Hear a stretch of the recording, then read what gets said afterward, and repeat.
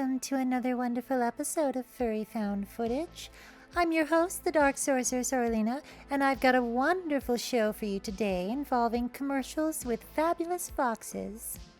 As usual, I'm going to show about 10 of these, with a couple more sprinkled in here or there for context, and whatever else I can find. You'll find that quite a few brands on this list have about 1 million different commercials. So I've only chosen 1 or 2 of the best for each one. First up. Meine Mama sagt ja immer, solchen Schmutz und Dreck kriegt nur die Mutti selber weg. Was für ein Spruch! Ach herrje, wer schlauer ist, der greift zu Spee. Nur Spee-Gel, wie jeder weiß, wäscht bunt und weiß zum kleinen Preis. Echt sauber. Spee, die schlaue Art zu waschen. Qualität von Henkel. First up is the rhyming fox mascot of Spee, a German laundry detergent and subsidiary of Henkel. There are a ton of these, so I only showed you 1, but I'll be talking over some of the others. I don't know what Germany's relationship with their foxes is, but perhaps it's closely tied to national identity like it is for the British, because there are a lot of them in German branding. Spee was the most popular detergent in East Germany beginning in 1966. In a post-unification world, it's gone on to be popular enough for its fox to grace the company's Facebook page, and you can even see him on trams in Germany. The fox, by the way, is the brainchild of Düsseldorf ad agency Store Marken Communication and is supposed to represent a consumer who is clever like a fox. This guy dresses like a total nerd, and he's got the big kind of 1940s inkblot white gloves. But the thing that's strangest about him to me is that he always appears to show up when people are getting it on, to interrupt them, to help them. I'm not sure. Maybe he's a voyeur and this is his way of getting his kicks. Either way, I'm not sure I want him in charge of my laundry. Next up.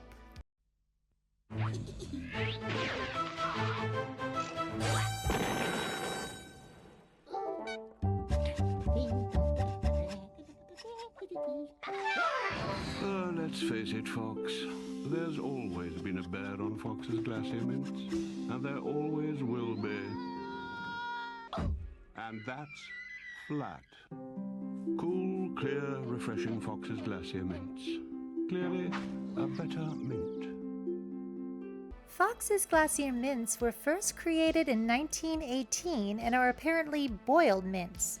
I guess that means they're boiled in the candy-making sense, making them hard and clear like, I don't know, a Jolly Rancher or something.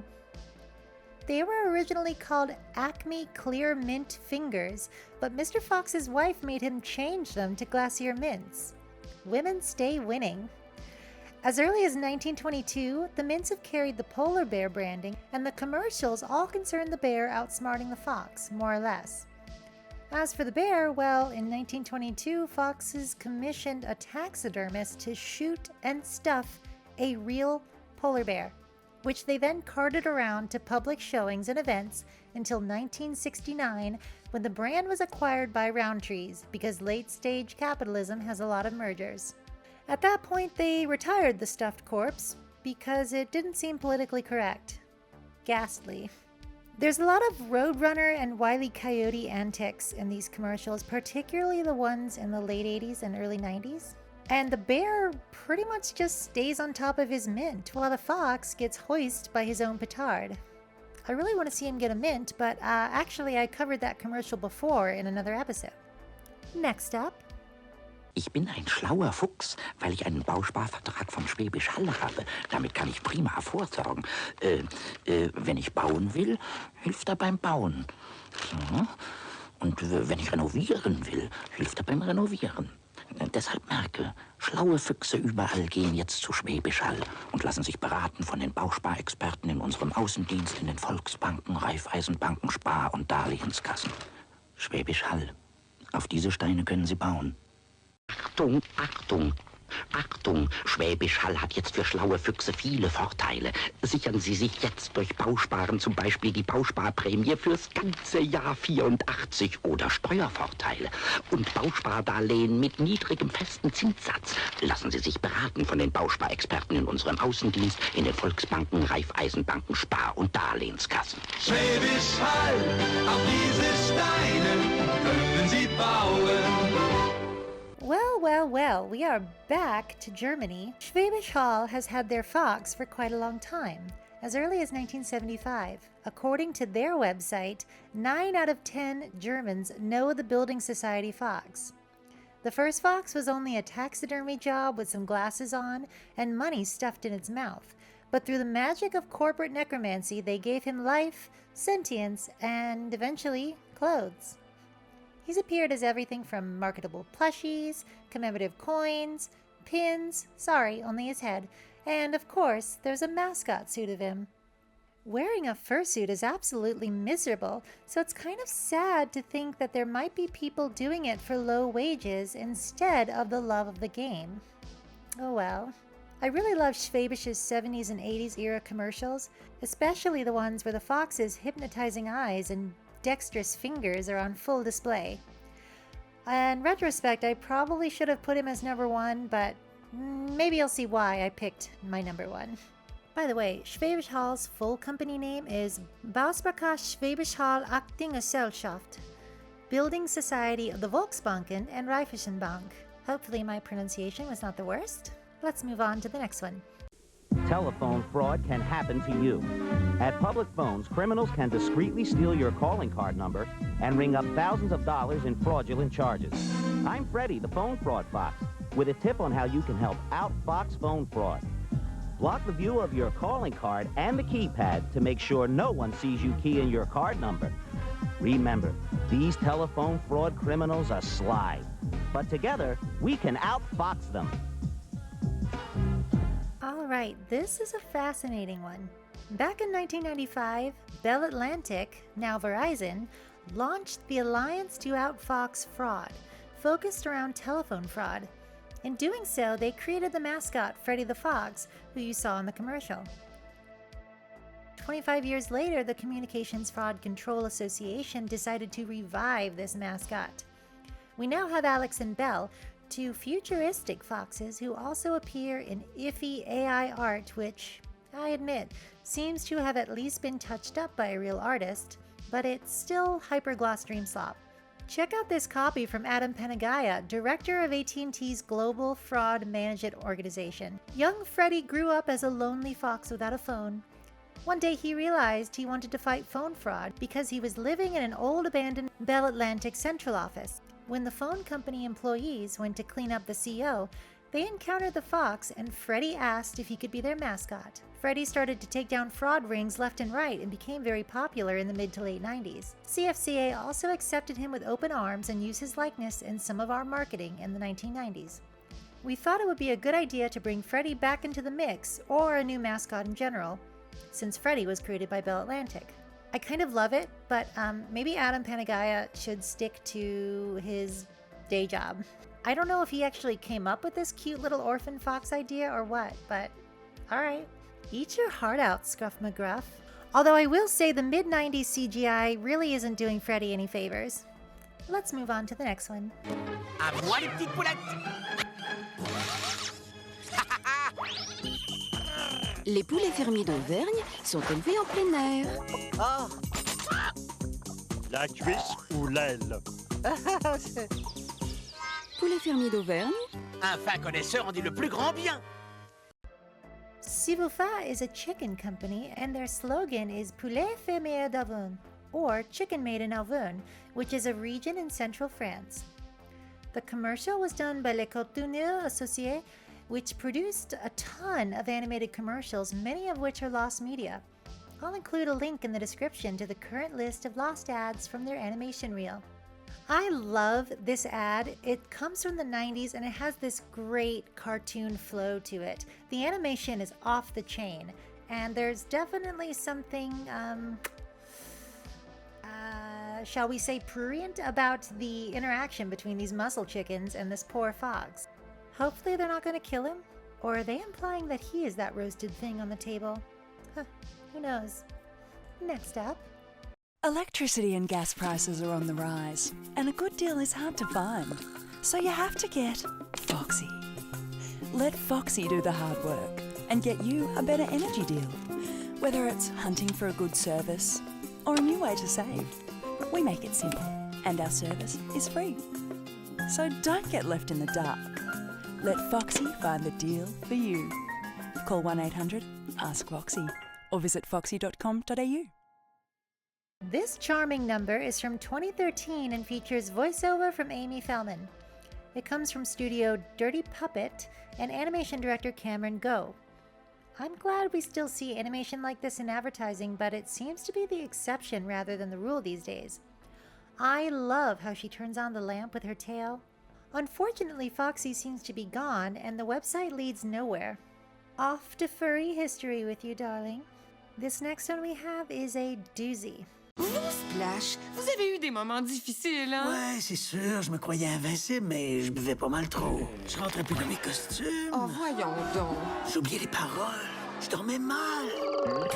Fait que là, je me suis dit, Splash, faut que tu te mettes des limites. Les fameuses limites d'éduc-alcool. 2 verres pour les femmes et 3 pour les hommes. Ouais, fait que, veux pas, le succès est revenu. Il y a plusieurs bénéfices à respecter les limites de consommation d'alcool recommandées. Éduc-alcool, la modération a bien meilleur goût. The Educalcool campaign comes from Canada, specifically Quebec, from animation director Todd Schaefer and Tonic DNA Studio. The campaign's website is also available in English, and so are some of the ads. There's a few of these PSAs featuring different animals, and they're all total lushes who need to practice responsible alcohol consumption. As someone who has been verbally threatened in my panel space at a con about the arrival of certain well-known party animals, I dare say a lot of furries need to do the same. There's a lot to love about this ad. The animation, of course, is incredible. But we've got some belly with button bursting, we've got some great faces made by this fox, and there are not 1 but 2 adorable dog ladies in this ad. You'll love to see it. Let's go to our next commercial. Bet I'll find some Sugar Crisp in here.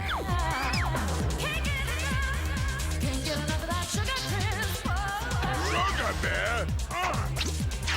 Can't get enough of that Sugar Crisp. Taste of brown sugar and the taste of honey. Sugar Bear, you little furball. Hey, Sugar Crisp. Now stand. Sugar Bear is a sweet, lovable creature. But Mr. President! These little golden nuggets with a taste of brown sugar and honey are just too tempting at once. So, we hide all the Sugar Crisp cereal. Wow! I can't get enough of that Sugar Crisp.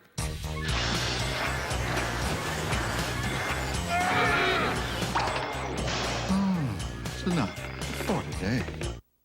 Golden Crisp, aka Sugar Crisp, is a venerable cereal from Post originating in 1948.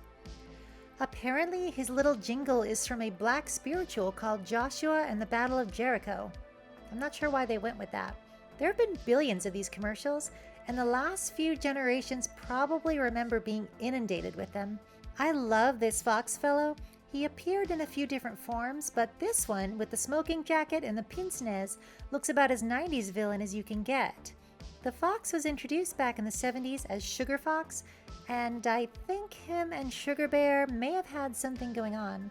Sugar Bear, tell me. What, kid? What makes Super Sugar Crisp yummy for your tummy? It's coated with golden sugar. As soon as Mouse brings them in, Cat sweetens them. She pours on a syrup of golden sugar. Makes it yummy for your tummy. And part of a balanced breakfast? Right, Sugar Fox. Want some? Yeah. What's the word? Golden yummy for your tummy. That's Post Super Sugar Crisp cereal. It's not often you see the villain actually get to partake in the cereal. I also want to show you another Golden Crisp ad where he breaks into a fox club.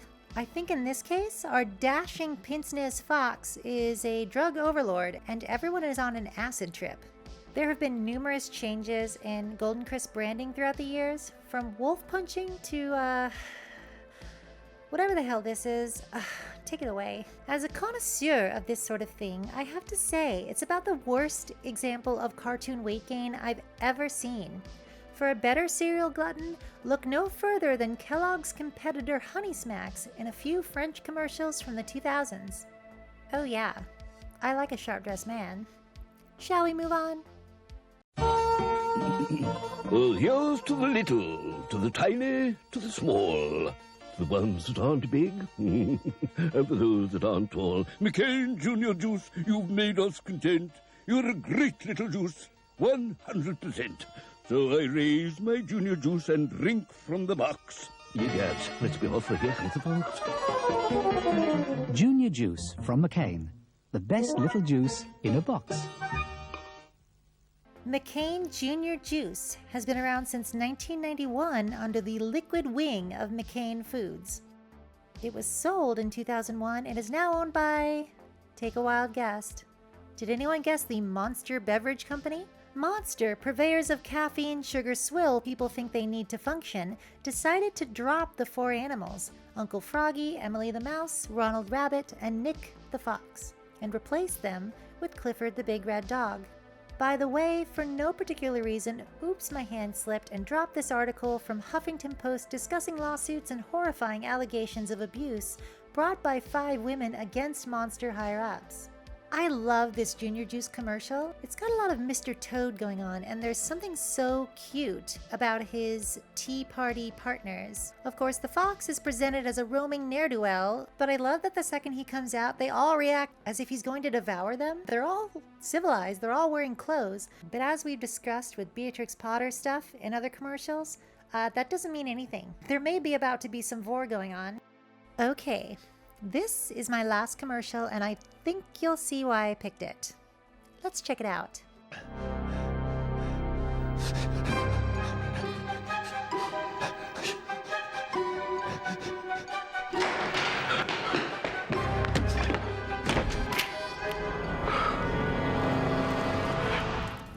Sir Rodney, we meet again, if on slightly more favorable terms.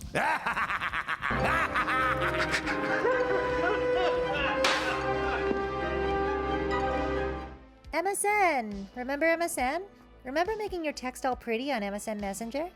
Well, apparently they had an ad campaign in 1999 where an English fox hunter is... murdered? Sex dungeoned?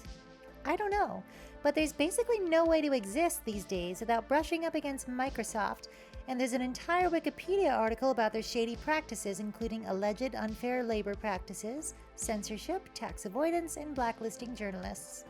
Remember, I'm here to celebrate art and the artists who created it, not the massive multinational corporations who paid to have it make them look good. But I'm not sure what Microsoft wanted this breathless British guy coming into a room full of hunted trophies and facing down a debonair fox with a brandy and a riding crop. Seems like a fun night is about to unfold, that's for sure. Well, fun for one of them. That's about all I have this time, but I've certainly got enough Fox commercials to do another episode someday. As always, I would love to thank my wonderful Laserdisc Patreon supporters. For only $5, you can have me read your name on the air. So thank you, Victor the Mewtwo, Kilbaro Khan, Malcolm Thomas, JF, Delano Possum, Alex McFall, Joe the English Otter, Silly Scotty Dog, Kooky Trails, Plexo, Stubadub, Crown, Norman Whitetail, Azalea the Witch, and Miorja. Thanks so much, everyone, and see you next time.